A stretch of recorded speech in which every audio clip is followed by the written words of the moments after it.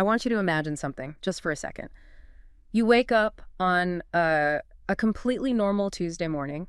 You pour your coffee, you check your phone, and you discover that while you were sleeping, the government automatically enrolled you into a massive nationwide military contingency database. Right, without you doing a thing. Exactly. You didn't fill out a form. You didn't, click I agree on some obscure digital pop-up. You didn't even check a box at the DMV. It just happened. Invisibly. Invisibly. Yeah. In the background. And for millions of young men later this year, this isn't going to be some, hypothetical thought experiment. It is going to be a very literal reality. It really is. I mean, it represents a profound structural shift in the social contract. For decades, this system relied entirely on active compliance from the individual. You had to physically tell the government, here I am. Exactly. And now that entire dynamic is being flipped. The state is taking the wheel. And that is exactly what we are unpacking in today's deep dive. We are looking at a fundamental overhaul of the United States military draft preparedness policy. Based on the fiscal year 2026 National Defense Authorization Act. Right, which the president signed into law back in late 2025. And it means the era of manual registration for the Selective Service is officially over. Yeah, to anchor us in the timeline, today is April 9, 2026. The legislation is already on the books.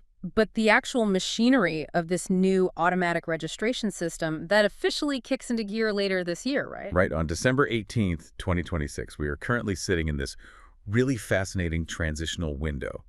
I mean, the law is passed, but the invisible database sweep hasn't fully executed yet.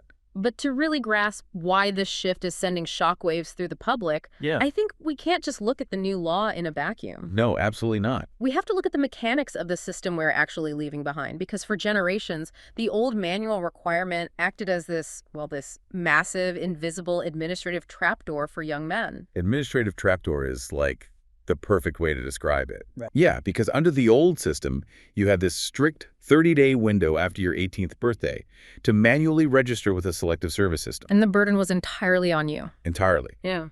You had to know about this requirement, locate the form, which usually meant going to a post office in the old days or online more recently, and then actually execute it. Right, and if you just forgot. Or maybe you were an 18-year-old kid who simply didn't know the requirement even existed. Which happened a lot. All the time. And the penalties weren't just, a slap on the wrist. They were genuinely life-altering. Oh, for sure. According to the sources we're looking at, failing to register within that narrow window could lead to staggering fines, actual imprisonment, and, this is the big one, the permanent loss of crucial federal benefits. Yeah, the loss of benefits was off the silent killer there. Yeah. We're talking about being entirely locked out of federal student aid for college. We are talking about being permanently disqualified from ever holding a government job. Yeah. You could completely sabotage your future upward mobility, your education, your career, just by missing a postcard in the mail. Just by turning 18 and not knowing any better. Which brings us to the new reality. Officials are framing this December 2026 shift as basically a modernization effort to save 18-year-olds from that exact trapdoor. Right. They're stepping in. Yeah, the government is saying, don't worry, we'll do the paperwork for you. They are shifting the burden of compliance entirely from the citizen to the state. Instead of waiting for you to declare your existence, the Selective Service will now proactively pull data from Social Security records. And the DMV, right. Exactly, the DMV and other interconnected federal databases. It uses all that to automatically register eligible men between the ages of 18 and 25. I mean, the mechanics of that data integration have to be incredibly complex. Oh, they are. Historically, federal agencies have operated in strict silos. The DMV didn't easily talk to Social Security, and neither of them talked seamlessly to the Selective Service.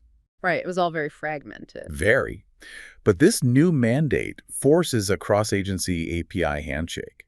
It utilizes algorithms to cross-reference birth dates, addresses, and citizenship statuses in real time. Which effectively eliminates the need for human input to maintain the registry. Exactly. Okay, let's unpack this a bit, because that forced API handshake raises a massive red flag for a lot of people. Oh, definitely. If the government is suddenly taking the steering wheel to proactively scrape our data, it forces us to ask, is this really about saving 18-year-olds from late fees and lost financial aid? Or is this about the government building a much tighter, inescapable net, Well, what's fascinating here is if we look at the official reasoning provided by defense planners in our source material, the argument heavily centers on the concept of the margin of error, Margin of error, meaning what exactly? meaning that relying on self-registration inevitably creates massive gaps in the data. People move apartments, Mhm. mail gets lost, teenagers are, well, notoriously forgetful. Fair point. A manual system will always have a high degradation rate. By utilizing automated database integration, the Selective Service is aiming to maintain a perfectly accurate, real-time pool of eligible individuals. So it's about having a clean list. Right. From a strictly logistical perspective, defense planners argue that a complete registry is non-negotiable for readiness in the event of a genuine national emergency. I understand the logistical argument, I really do. But when you look at the reaction to this policy shift across the country, it is a complete split screen. Oh, completely polarized. You have defense officials and pragmatists who look at this and see a vital, practical IT upgrade. To them, it's just fixing a clunky, outdated bureaucracy. Makes sense on paper. Right, but then you have privacy advocates, anti-war groups, and a significant chunk of the general public who look at the exact same legislation and see a stealthy backdoor step toward compulsory service. Which is an anxiety you can't just brush off. No, and just to be super clear with you listening, we are explicitly not taking any sides here. Our goal is just to impartially report on the valid anxieties and the differing viewpoints present in the source material. Exactly. We're just laying out the facts. But you have to admit, seeing the military actively oil the gears of a draft machine, especially given the reality of evolving global tensions right now, it naturally makes people assume the machine is about to be turned on. The anxiety is entirely understandable. When the state removes friction from a system, it usually means they intend to use that system more efficiently. Right. But to ground this conversation, if we connect this to the bigger picture, we really need to look at the historical context and the actual legal status of conscription today. Because it's been a long time. Decades. The United States has maintained an entirely all-volunteer military force since 1973. Since the end of the Vietnam era. Exactly. The draft was effectively paused because the political and social backlash during the Vietnam War made conscription politically radioactive. There is absolutely no active military draft in the U.S. today. So the argument is that this new automatic registration prepares the underlying infrastructure, but it doesn't actually activate anything. Right. So it's like upgrading the smoke detectors in your house. You aren't buying new smoke detectors because you are actively planning to start a fire in your living room. I'd hope not. Right. You just want the infrastructure to work immediately if the spark actually happens. The smoke detector is a good starting point, but let's take that analogy just a step further to really capture the automation aspect of this new law. Okay, let's hear it. It's more like the city deciding to wire your home's smoke detector directly to the firehouse dispatch without asking for your permission. Oh, wow. Okay. Yeah, they're ensuring that if there's a fire, the response is immediate and entirely bypasses your need to dial 911. You hope the system never triggers, but the connection is now hardwired. That is a much sharper way to look at it. And the hardwiring is exactly what makes people nervous. Right. But defense officials stress repeatedly in these sources that the draft is viewed as an absolute last resort contingency tool. A break in case of emergency glass. Exactly. Yeah. Legally speaking, the executive branch cannot just flip a switch and start calling people up based on this new database to actually draft anyone, to move from a digitized list of names to actual conscription. Congress has to get involved. Yes. Right. Congress and the president would have to pass entirely new, separate legislation authorizing a draft. Okay, so there is a pretty substantial legislative firewall there. The database is being modernized strictly for a just-in-case scenario. Correct. But since the net is being cast automatically, since the city is wiring everyone's smoke detector to the firehouse, we really need to talk about exactly who is being swept up into this newly automated system. We do, because it's broader than you might think. Much broader. The Yeah. demographics are surprising. I mean, here's where it gets really interesting. When you look at the source material, the automated net doesn't just catch male U.S. citizens who are 18 to 25 years old. No, it doesn't. It also automatically registers male immigrants who are residing in the U.S. within that age bracket. That's right. That includes permanent residents, green card holders, and it even includes some undocumented individuals. And this is a massive point of friction, because it touches on the intersection of immigration status and civic obligation. Right, which is always a heated topic. Always. But the underlying philosophy of the Selective Service System, which predates this new automated law, has long been that if you are residing within the borders of the United States, And benefiting from it. right, benefiting from its societal infrastructure, its roads, its economy, its protection, then you are subject to this contingency requirement. Formal citizenship status isn't the sole trigger. Residency is. Okay, wait, I have to push back on the mechanics of that. I understand the philosophy, but how does that actually work in reality? It gets complicated. Because if this automated net scrapes a database and catches an undocumented immigrant, how does the military legally process someone who doesn't even have legal status if their number gets called? That is exactly where the pristine theory of a database hits the very messy reality of federal law. Yeah, I'd imagine. Being automatically registered in the database does not grant you legal status, nor does it guarantee you can legally serve. Oh, interesting. Yeah. If a draft were enacted, the military would still have to navigate the incredibly complex legal barriers of inducting non-citizens, particularly those without documentation. So why register them at all? The registration is simply the government saying, we know you are here and you are in the demographic pool. Sorting out the legal eligibility to bear arms is a secondary process that happens long after the database registers you. Which brings up another massive demographic question. What about women? Ah, yes. Whenever the draft is discussed, gender equity is immediately brought to the table. If we are modernizing the database to reflect modern society, why is it still only scraping for men? Well, as of this specific 2026 policy shift, women remain completely excluded from the registration requirement. The new automatic system only targets men. Even with all the changes in the military. Yep. However, the sources explicitly note that there have been intense, ongoing proposals and debates within Congress about extending these requirements to include women. Especially since all combat roles were open to women several years ago, right? Exactly. The structural argument for a male-only draft is seriously eroding, but legislatively, at this exact moment, the registry remains male-only. Okay, let me map out how I'm understanding the Doomsday scenario here. Because we've established who is in the database, but we really need to understand the mechanism of how it's used. Sure, let's walk through it. Tell me where I'm wrong here. Let's say the unimaginable happens. A massive global crisis occurs. Congress and the president break the glass, pass the legislation, and a draft is officially authorized. The alarm ring. The alarm rings. How does this automated, silent list of names on a server actually turn into boots on the ground? It is a highly structured mathematical sequence. Once the legislation is signed, the Selective Service System immediately activates its full operations. They stop just holding data. Right, they shift overnight from being a passive database manager to an active mobilization unit.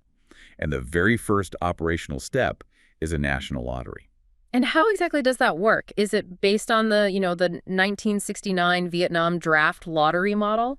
Structurally, yes, it relies on birth dates. The lottery determines a precise order of call-up. So they just pull dates randomly. They essentially pull dates out of a hat, or, well, more likely today, they'd use a randomized cryptographic algorithm to establish a sequence.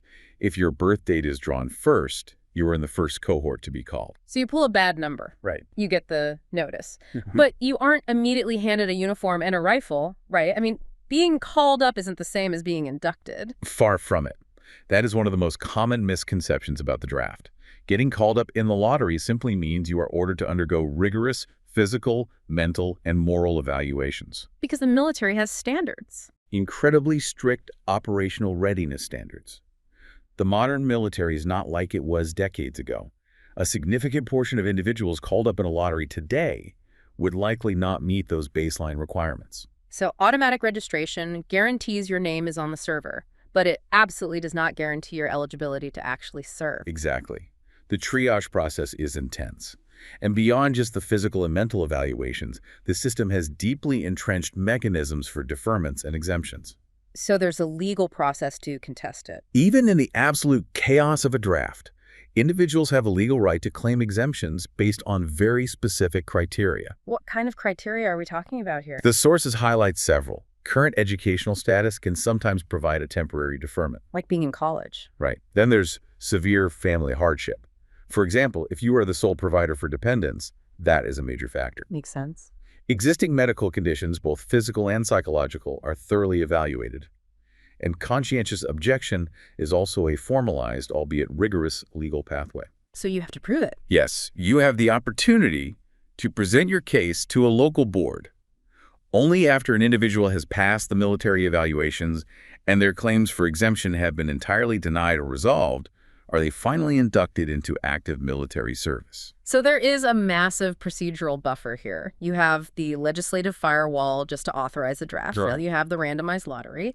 Then you have the physical and mental triage. Then you have the exemption claims. It's a very long road. It is, with many off-ramps between being automatically registered by a computer in December 2026 and actually being put on a bus to boot camp. It really is. The automated registration simply ensures that the starting line is fully populated and accurately accounted for. It does not dictate who actually finishes the race. All right, let's pull the lens back and look at the whole picture. We've dug through a lot of complex mechanics today. We really have. And for you listening, if you want the absolute core insight to walk away with, it is this.